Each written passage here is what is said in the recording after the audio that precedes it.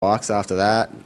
Is it flat track like it is up here for 60s? I notice a lot of kids up here, they race on the Gold Coast at Hatches.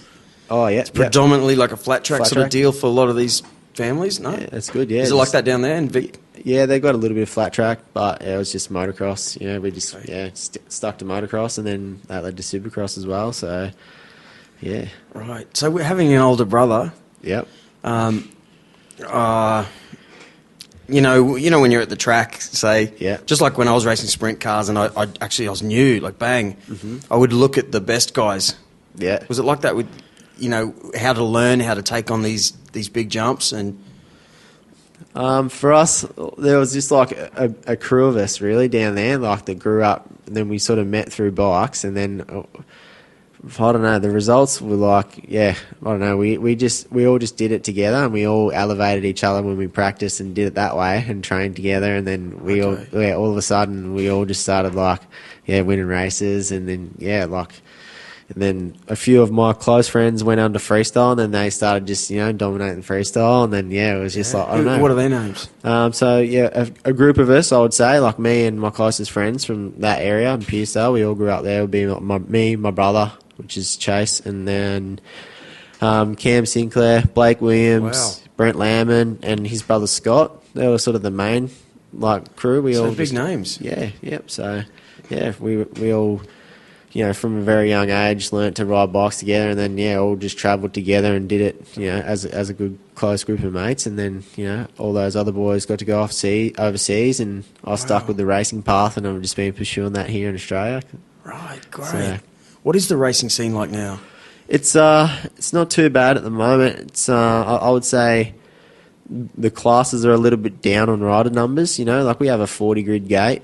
And, there's sometimes the classes are a bit small. I think, for a national scene, there should be, full grids. But that's just, maybe it's just our population and how much we're struggling. But I know there's a lot of guys out there that want to race. So, it could be a mixture of things that are holding them back, Yeah, or did freestyle motocross take a whole bunch of kids away? Like, what is money and what is fame now? Like, is it being Chad Reed, or is it being...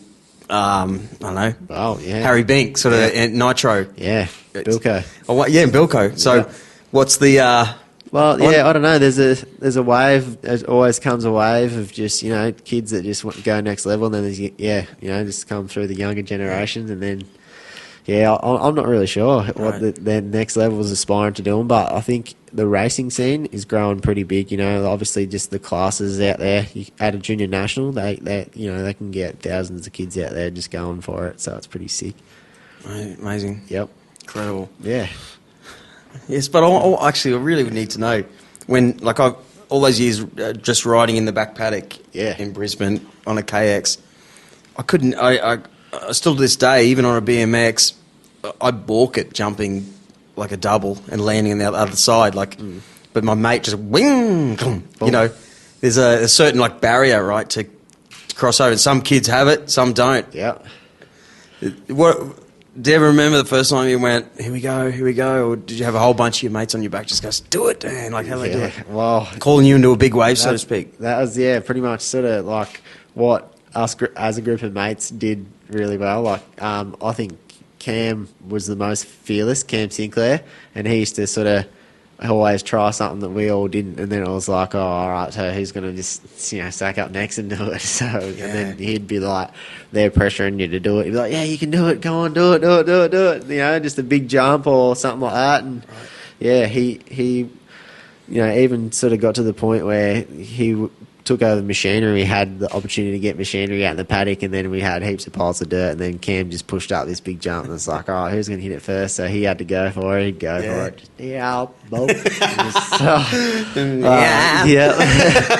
it's like, wow, it's massive. Oh, sick, he was always the daredevil, and then Bilko stepped up, and then he started doing crazy stuff too, and then, they just started flipping bikes and going mental, and it's an amazing group of guys, man. Yeah, from a small little part of the country. Yeah, it's pretty where cool. It's freezing too. Yeah, freezing cold in winter. Yeah, we used to just get up to some bad shit.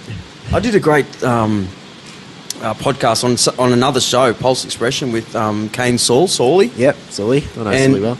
Yeah, and he explained it, and it was as it was coming. I used to race dirt bikes with him, sort of thing. You know, he was always just winning, and I was just clowning. But he grew up with Jono Porter. Yeah. And he says that if you ever look something up, look up this story of him just growing up, and his neighbour, this kid moved into the house next door. Yeah. I think it was somewhere near Gladstone, from memory. Yeah, Gladstone.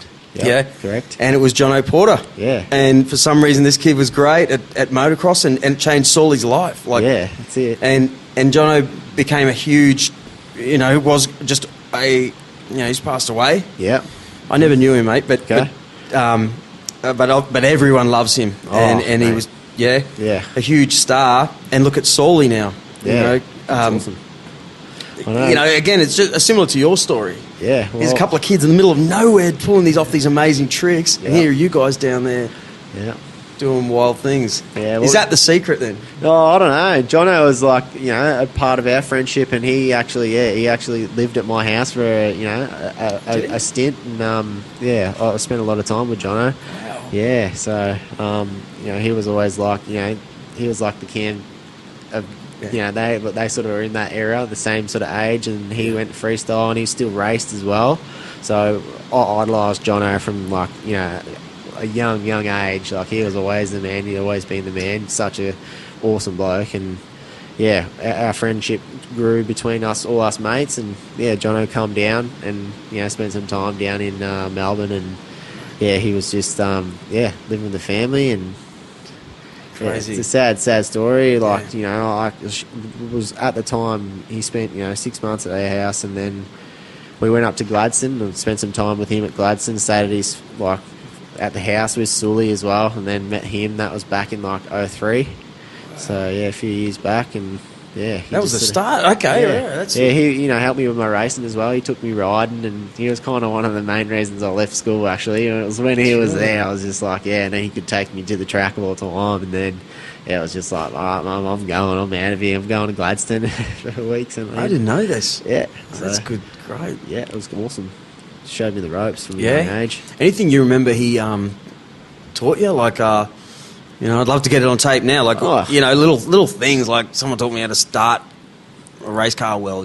Hold your breath and like things. I think he taught me more about sort of what kind of person I wanted to be. Actually, he shaped it because I seen the effect he had on people and how well he sort of carried himself and did stuff at races, and I sort of thought like I would aspire to be like him. You always want to be the happy guy and give the kids time. He was always one that was giving everyone most of his time and being the happy guy. He's such a legend, but just a really good bloke.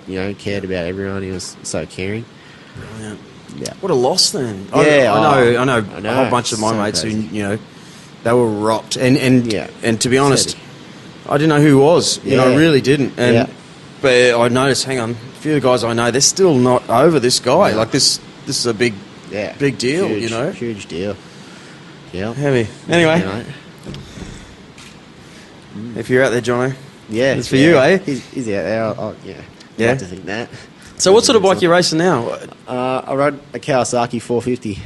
Wow. Yeah. Is it fast? Yeah, it's pretty quick. It's fast. Of course it is. It's got 60 horsepower. And nearly 40 foot-pound tall. Wow. So on dyno terms, someone knows what that means, but she's a weapon. So, what was the bike before this? Did you feel I know any racer? Mm-hmm. I'm racing this, and this is what I love, and you get used to it, and and then you get another ride. Mm-hmm.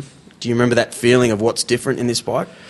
Yeah, that's been a big thing on my mind actually. Really close to this time, it's been on my mind a lot because I changed teams this year. So I'd ridden the Yamaha for a couple of years leading up to the change to Kawasaki, and I really felt at home on the Yamaha. I kind of changed the bike a lot, made custom stuff, and they modified chassis and did all kinds of stuff for me to make this bike that I wanted, and then I had to change to the Kawasaki. It was just like, it had to be done. The Yamaha deal, unfortunately, I had to change. I would have liked to have stayed there. I thought, it was a first year at CDR Yamaha, So it's basically the highest team in the country, and the bike was pre-tested before I got there, and it was pretty easy to set up.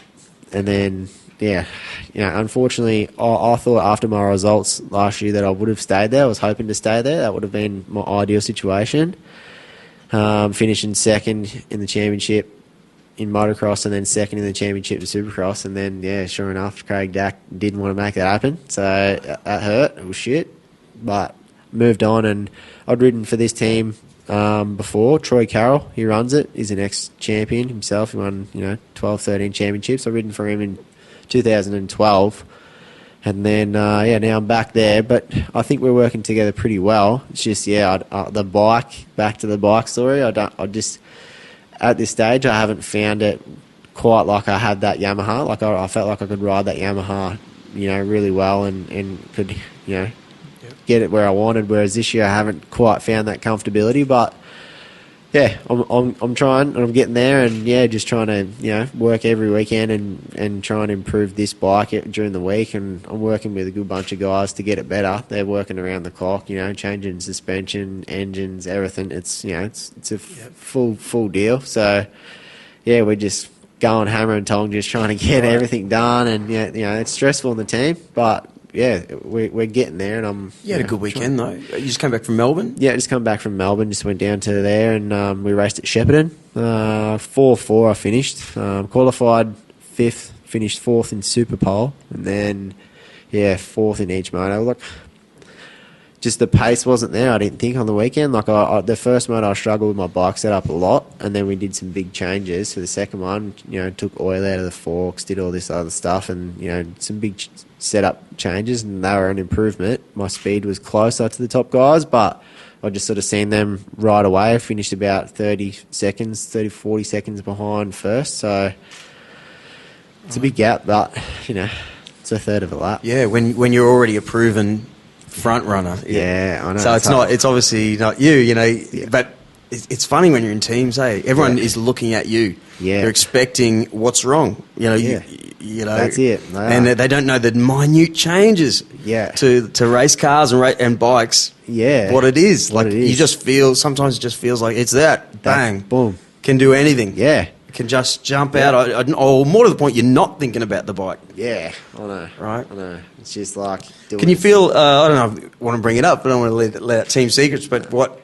Because I don't know anything about bikes, What is it? You think it's like a... Is the geometry... Put it this way, is it the geometry of all these bikes, these different makers? Yep. What do you got? KTM, Honda... Yamaha, Kawasaki, Suzuki, Husqvarna, yeah. Is the physical geometry all the same roundabouts? No, they're all very different. Oh, right. Yeah, they all have like different frames. Like the KTM and the Husqvarna have a steel frame, and then all the Japanese bikes, all the Honda, Yamaha, Suzuki, Kawasaki have alloy frame, and Yamaha's probably the most different. It has a reversed engine, so it's forced air in from the top in the front compared to the other bikes where they have an airbox at the back. Has it always been like that? The Yamaha? Yeah. No, they did it probably, 6 years ago. Wow. Yeah. Does that mean the motor's turning in a different... that was the way with sprint cars, like with the way a crank turns in a motor, and you're turning around the track always turning left. Yep. Someone came up with the idea that if you turn the motor the opposite way, what it does to centrifugal forces and whatnot, and he won. But it didn't last long. Everyone went back to your typical way. But, like that sort of stuff in your mind. Like, so Kawasaki. Yeah. I love Kawasaki, man. I just it's always been my, Grommet's Grommet's choice in a cool brand. Yeah. Yeah. Neither here nor there in my personal mind, but of what...